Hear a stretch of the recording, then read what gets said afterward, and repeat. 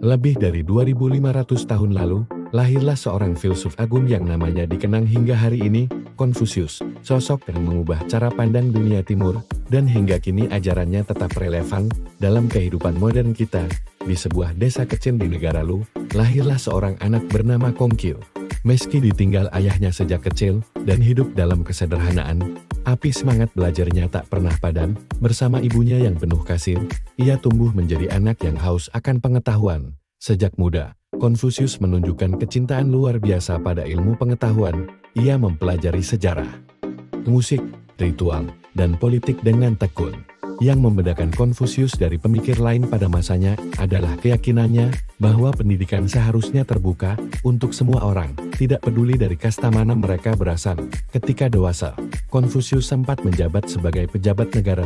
Kejujuran dan kebijaksanaannya dikenal luas, namun melihat korupsi dan ketidakadilan di sekelilingnya, ia memilih untuk mengundurkan diri. Konfusius kemudian berkelana dari satu negeri ke negeri lain, menawarkan nasihat kepada para raja.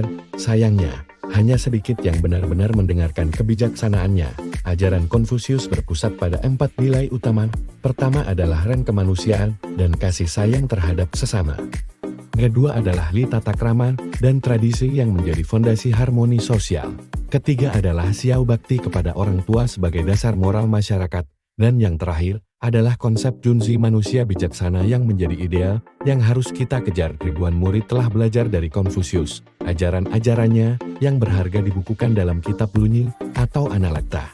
Pemikirannya menyebar ke seluruh Asia Timur, membentuk dasar budaya dan etika yang bertahan hingga ribuan tahun. Di penghujung hidupnya pada tahun 479 SM, Konfusius mungkin merasa kecewa karena tidak melihat ajarannya diterapkan sepenuhnya. Namun ia tidak pernah tahu bahwa berabad-abad kemudian, kata-katanya akan menjadi pedoman hidup bagi jutaan orang. Salah satu ajarannya yang paling mendalam berbunyi, jika ingin mengatur negara, aturlah keluargamu. Jika ingin mengatur keluarga, perbaikilah dirimu. Kata-kata ini mengingatkan kita bahwa perubahan besar selalu dimulai dari diri sendiri. Kisah Konfusius mengajarkan kita bahwa kebijaksanaan sejati tidak mengenal batas waktu. Di era modern yang penuh tantangan ini, ajarannya tentang kemanusiaan, moral, dan harmoni sosial mungkin justru lebih relevan dari sebelumnya. Terima kasih telah menyimak kisah sang guru agung dari timur ini. Jangan lupa like, subscribe, dan bagikan video ini kepada teman-teman yang mungkin tertarik dengan kebijaksanaan timur. Sampai jumpa di video berikutnya.